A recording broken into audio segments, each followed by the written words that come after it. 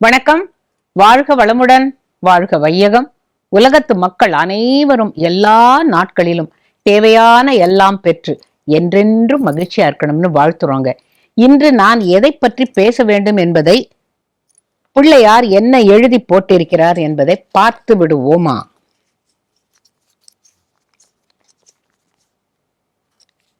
அன்றும் இன்றும் என்றென்றும்.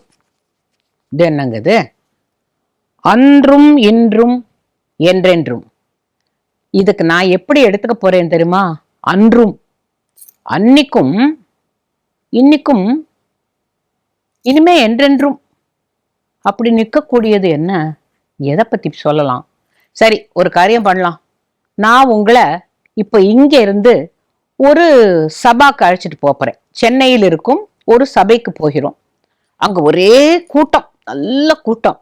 ஒரு பிரபலமான ஒரு பாடகர் பாடிட்டு இருக்கிறாரு. என்ன பாடுறாரு தெரியுமா?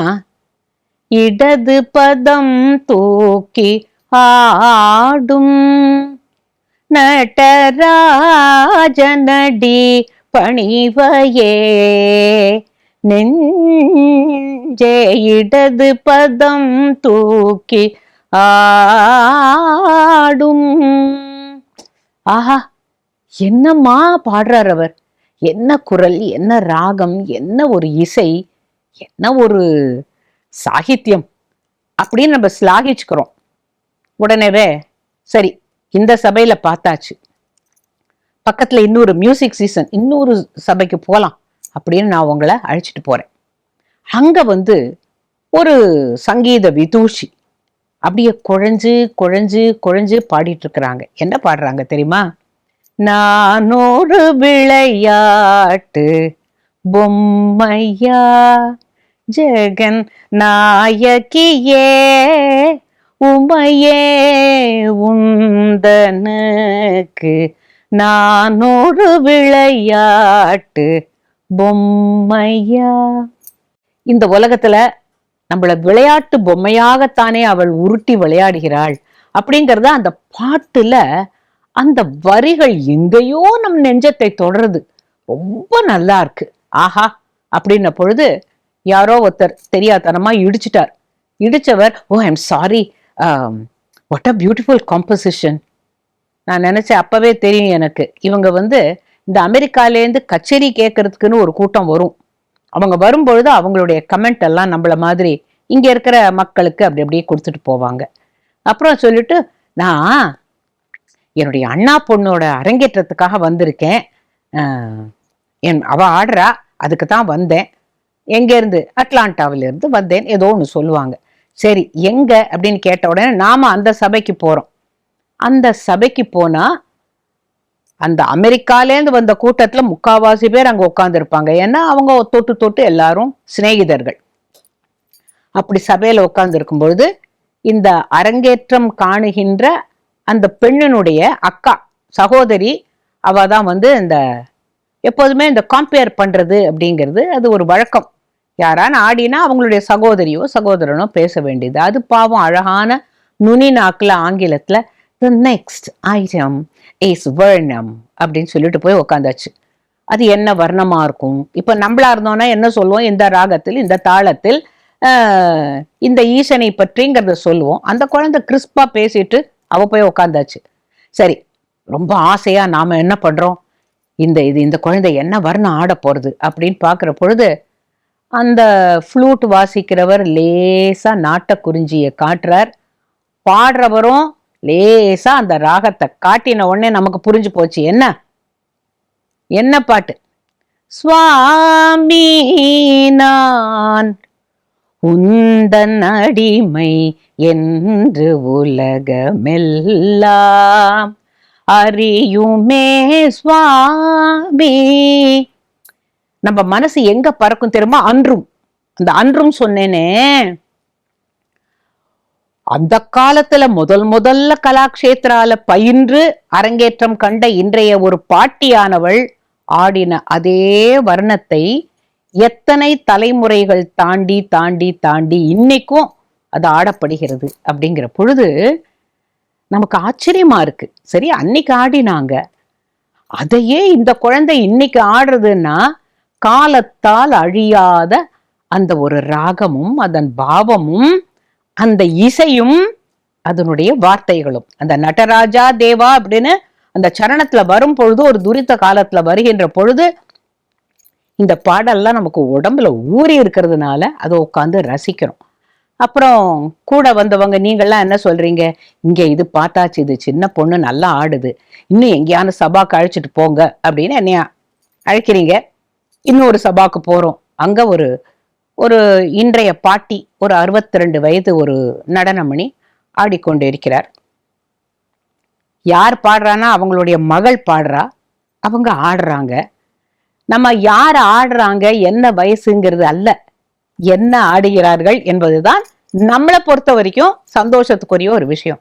தேவி நீயே துணை தென் மதுரை வாழ் மீனலோச்சனி தேவி.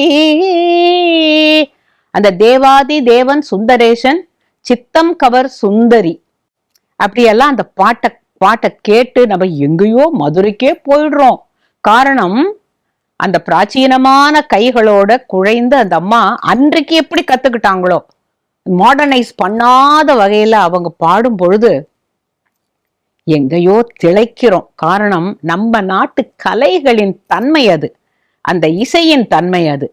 அப்ப என்ன ஆறுது, இந்த அம்மா இவ்வளவு அழகா ஆடுறாங்க, இந்த பொண்ணு நல்லா பாடுது, சரி அடுத்த ஐட்டத்தையும் பார்த்துட்டே போலாம் அப்படின்னு சொல்லி உங்க எல்லாரையும் நான் என்ன பண்றேன், எல்லாம் ஒருத்தர் போக வேண்டாம் இருங்க, அடுத்த பாட்டு வருதுங்கிற பொழுது ஃபில்டர் காஃபி மனம் அப்படின்னா தெரிஞ்சிருக்குமே உங்களுக்கு. என்ன தபம் செய்தனை யசோதா எங்கும் நிறை பரபிரம்மம் அம்மா என்றழைக்க என்ன தவம் செய்தனை.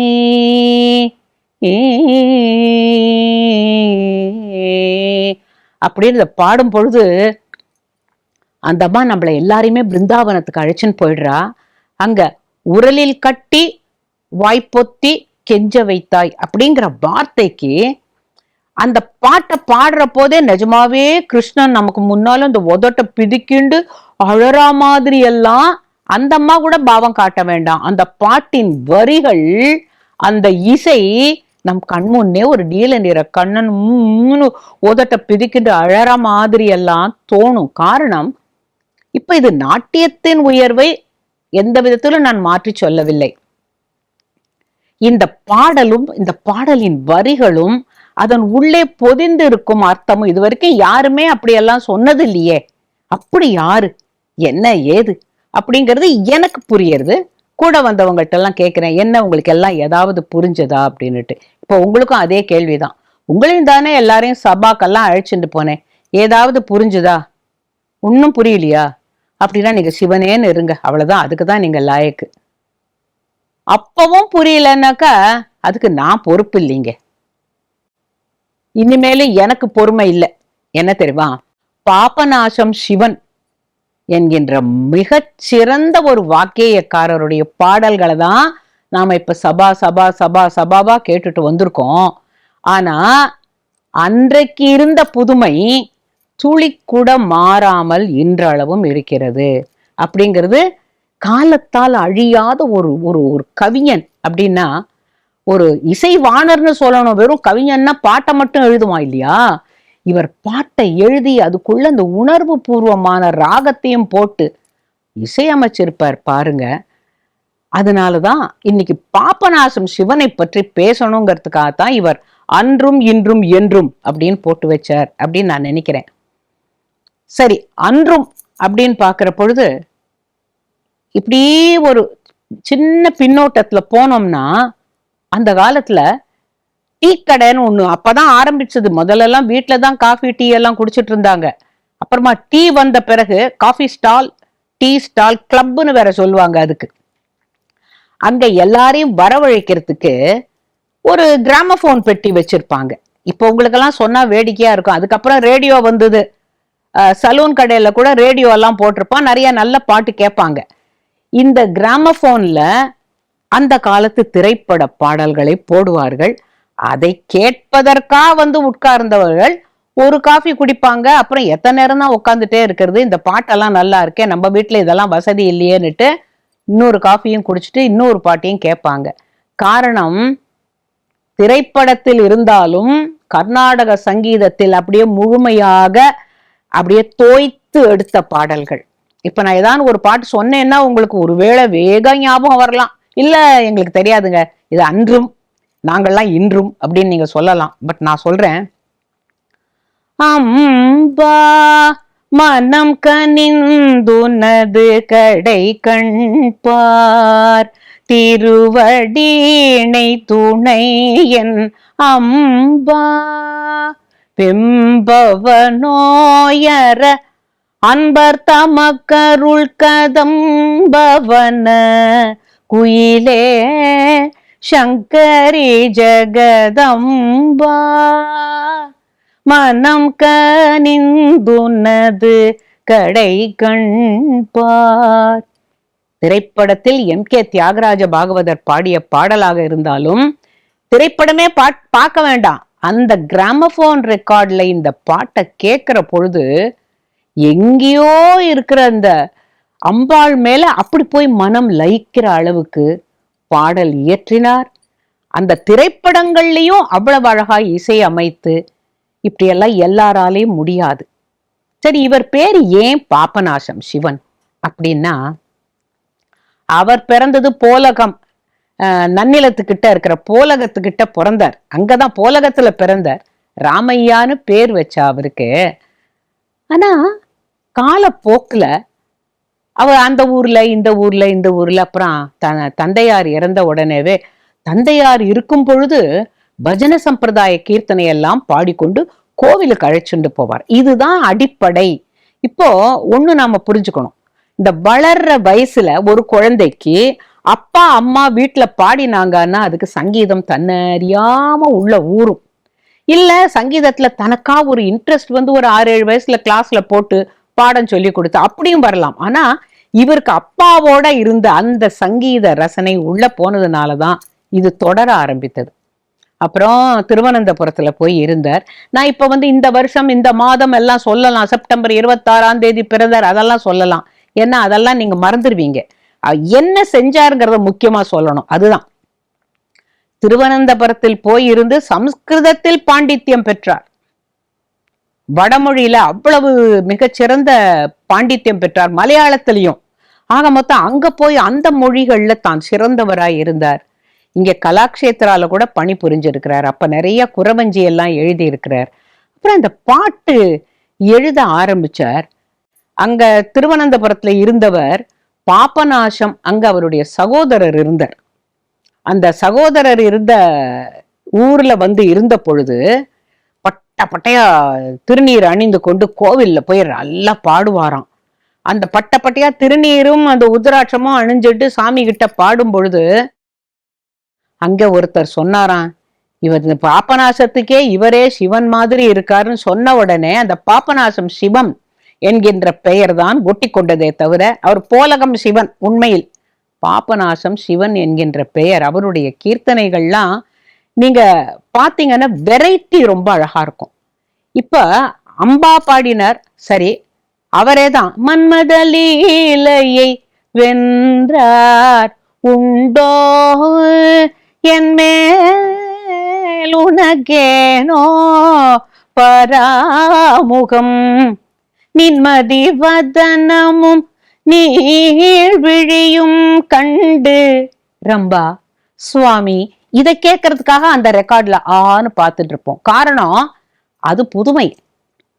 பாடலாம், நின்மதி வதனமும் நீழ்விழியும் கண்டு என் மனம் மயங்கினேன் மூன்று உலகிலோ மன்மத லீலையை வென்றார் உண்டோ அவர் பாடியிருப்பார். அந்த நடுவுல ரம்பா சுவாமி அதை கேட்கறதுங்கிறது ஒரு ரசனை. இப்படியெல்லாம் ஒரு விதம் விதமாக பாடலை எழுதி திரைப்படத்தில் புகுத்தி அதனால படம் ஓடித்து. நடிப்புங்கிறது இந்த காலம் மாதிரி எல்லாம் இல்ல. அந்த காலத்துல நின்று கொண்டே வசனம் பேசுவார்கள். ஆஹா, இந்த நந்தவனத்தில் எவ்வளவு அழகாக மலர்கள் பூத்திருக்கிறது. ஆஹா, இந்த ஆஹாங்கிற வார்த்தையும் அடிக்கடி சொல்லுவாங்க. அப்படி அவர் என்ன பண்ணார், ஒரு நந்தவனத்துக்கு உண்டான பாட்டை எழுதணும் அப்படின்னு சொன்னா ராகமாளிகையிலேயே நந்தவனத்தை பத்தி ஒரு பாட்டு பாடியிருப்பார். இப்ப நான் ஏன் இதெல்லாம் சொல்றேன்னா, இதெல்லாம் நாங்க அணுவா அப்படியே வாயில போட்டு முழுங்குற ஸ்வீட் இல்ல, துளி துளியா நாங்க ரசிச்சிருக்கோம். என்ன தெரியுமா, வசந்த ருத்து மனமோகனமே, மலர்ந்த மலர்களில் மணம் கமழ் தென்றல், வசந்த ருத்து மனமோகனமே, பூக்களே குலுங்கும் குந்தலவராளி, மொய்த்த மலர் நகை குலுங்க விளங்கும் நகை பைத்தியம், எது கூலாம்போதிலும் கனவிலும் நனவிலும் இதே சிந்தையாய் சுருட்டி கொணர்ந்து கொடுத்தலு தார் போலவே, சுருட்டி கொணர்ந்து கொடுத்தலு தார் போலவே, சொல்லுக்கு பஞ்சமில்லை கொஞ்சம் குயிலின் இசை, வசந்த ருத்து மனமோகனமே. இப்படின்னு ஒரு 4-5 ராகத்தை வச்சே வசந்தா, குந்தலவராளி, எதுக்குள்ள காம்போதி, இப்படியெல்லாம் ஒருத்தரால சுருட்டி இப்படியெல்லாம் பாட்டை அமைக்க முடியுமா அப்படின்னா வியப்பா இருக்கு. எப்படி அவர் அமைத்தார்? சேவாசதனம் தான் அவருடைய முதல் படம். பாபநாசம் சிவன் வெறும் பாட்டு எழுதல, இசை அமைக்கல, நடிச்சிருக்கார். அவரும் நிறைய படங்கள்ல நடிச்சிருக்கார். குபேர குச்சேலாவோ குச்சேலரா கூட அவர் நடிச்சிருக்கார். இந்த படத்துல எம்எஸ் அம்மாவுக்கு ஒரு பாட்டு கொடுத்திருந்தார். அந்த பாட்டு கேட்கறதுக்கு அப்படி எல்லாரும் தவிச்சாங்க. அம்மாவுடைய முதல் படம், அதுல ரெட்ட பின்னல் பின்னி கையில புஸ்தகம் வச்சுட்டு இருப்பாங்க. எம்எஸ் அம்மா அந்த சேவாசதனம், அது பத்மா சுப்பிரமணியம் அவர்களுடைய தந்தையார் எடுத்த படம். அதுல மதானி மதத மனித மகரிச மக மதா சனித மகரிசா மகத மானி நித சனிதனி மதனிசா சனிரிசா நிசதனி மதனி சனிதனி தகமா மகரிச நிசமா தமக மனித நித மனித சனிரிச மகரிச மகரிச நிசதானி மதசா சானிதனி தமா தமகரிசமா தயை நீதி என்னும் நீதயை பூரிந்தருள் மாதவன் மருகனே முருகனே குகனே மலை மகள் மகனே மலை மகள் மகனே மா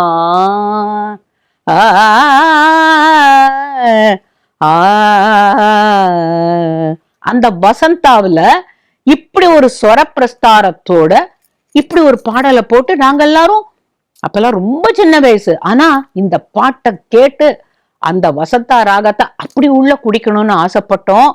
காரணம், பாடியவர் எம்எஸ், இசை அமைத்தது பாபநாசம் சிவன், வரிகள் எழுதியதும் அவர்தான். அப்படிங்கிறதுனால இந்த அன்றும் இன்றும் என்றும் அப்படிங்கிறதுல எனக்கு எந்தவித சந்தேகமும் இல்லை. ஏன்னா அப்படி ஒரு அந்த காலத்து திரைப்படத்தோட சக்சஸோட காரணமே அவர்தான். அவரேதான் சிவகவியில ஒரு பாட்டு எழுதியிருப்பார். அது உங்களுக்கு தெரியாததே கிடையாது, எல்லாருக்கும் தெரியும். அப்பனை பாடும் வாயால் ஆண்டி சுப்பனை பாடுவேனோ, அம்மையப்பனை பாடும் வாயால் பழனியாண்டி சுப்பனை பாடுவேனோ, வள்ளலை பாடும் வாயால் இந்த கள்ளனை பாடுவேனோ. அது எப்படின்னு கேட்டா, ஒரு நிந்தா ஸ்துதியா, நீர் முருகனை பற்றி பாட வேண்டும்னு ஒருத்தர் கேட்ட பொழுது, இது அந்த காலத்துல ஒரு புலவர் வரலாற்றை அப்படியே சிவகவின்னு போட்டிருந்திருப்பாங்க. அதுக்கு தகுந்தாப்புல நான் சிவனை தான் கும்பிடுவேன், அவனோட பிள்ளையெல்லாம் நான் கும்பிடவே மாட்டேன். இவன் ஒரு அப்பனை பாடும்போது இந்த சுப்பனை நான் எதுக்கு பாடணும் அப்படின்னுட்டு அந்த பாடல் வரிகள் அவ்வளவு நல்லா இருக்கும். கடைசியில ஒரு வேடனா கேட்பாரு முருகன், நீ என் மீது பாடுவாயா, உன் பேர் என்ன அப்படின்னு கேட்ட பொழுது என் பேர் முட்டை அப்படிம்பான் அந்த வேடன். என்னன்னு கேட்டா, நான் கோழியை பாடுவேன் ஆனா முட்டையெல்லாம் பாட மாட்டேன் அப்படின்னு சொல்லி ஒரு விளையாட்டா சொன்னதாக அந்த இடத்துக்கு தகுந்தாப்புல எப்படி ஒரு வார்த்தைகள் போட்டிருக்காரு பாத்தீங்களா. அதனால இந்த பாட்டும் என்னால மறக்கவே முடியாது. இப்படி போய்கிட்டே இருந்தா நான் இன்னும் சொல்லிக்கிட்டே இருப்பேன். அப்ப எம்எஸ் அம்மா அந்த படத்திலேயே நிறைய பாட்டு பாடியிருப்பா. குஹ சரவண பவ சிவபாலா, அந்த பாட்டு கச்சேரியில் கூட பாடப்பட்டது. நான் அதுக்கு தான் சொல்ல வரேன். இப்ப நம்ம திரைப்பட பாடலை கச்சேரியில பாட மாட்டோம் பொதுவா. ஏன்னு கேட்டாக்கா இது வேற மாதிரி இருக்குங்கிறதுனால நம்ம கச்சேரிக்குன்னு ஒரு பద్ధதி வச்சிருக்கோம் இல்லையா. அங்கதான் பாபநாசம் சிவன் தனிப்பட்ட முறையில உயர்ந்து நிற்கிறார். காரணம், அது திரைப்பட பாடலா யாரும் பார்க்கல. ஏன்னா திரைப்படத்துல பக்தி ரசம் நனி சொட்ட சொட்ட கொடுத்த பாடல்கள் அப்படிங்கிறதுனால கச்சேரியிலையும் எம்எஸ் அம்மா நிறைய பாட்டுலாம் பாடியிருக்கா இல்லையா. இதுல அம்ப நீ இறங்காய் என்னில் புகழேது, அம்ப நீ கீழ ஜெகநாதன் மார்பில் உரை தேரு நீ இறங்காய் என்னில் புகழேது, தாயிரங்காவிடில் சேயுயிர் வாழுமோ, சகல உலகுக்கும் நீ தாயல்லவோ, சகல உலகுக்கும் நீ தாயல்லவோ, அம்பா நீ இறங்காய் என்னில் புகழேது, பார்க்கடலில் உதித்த திருமணியே சௌபாக்யலக்ஷ்மி என்னை கடைக்கண்ணியே, நாற்கவியும் பொழியும் புலவார்க்கும் ஞானியர்க்கும் உயர் வானவர்க்கும் ஞானியர்க்கும் உயர் வானவர்க்கும் அம்பானி இறங்காய் என்னில் புகழேது. இந்த பாட்டை எல்லோரும் கச்சேரியில் பாடினார்கள். என்னோட அனுபவத்தையும் உங்களோட பகிர்ந்துக்கிறேன். கும்பகோணம் சாரங்கபாணி கோயிலுக்கு போயிருக்கேன். அங்க அம்பாளை பார்த்துட்டு பெருமாளை அங்க இருந்த பட்டாச்சாரியார் அந்த அட்டானால அத பாடுங்களேன். அப்ப என்னைக்கோ எம்எஸ் அம்மா பாடின பாட்டை அந்த மகாலட்சுமி கிட்ட பாடுன்னு ஒருத்தர் சொல்றாருன்னா அவருடைய சங்கீத வித்வத்தை எனக்கு சொல்ல தெரியல. அவர் எவ்வளவு உயர்ந்த இடத்துல இருந்திருக்கணும். ஏன்னா அவரை ரசிச்சிருக்கார். எனக்கு சுமாராதானே தெரியும், சாமி கிட்ட நீங்க சுமாரா பாடினா போறோம், தப்பு இருந்தா அவ ஏத்துனுடுவா அப்படின்னு சொன்னதுனால அந்த சந்நிதியில பாடினேன்.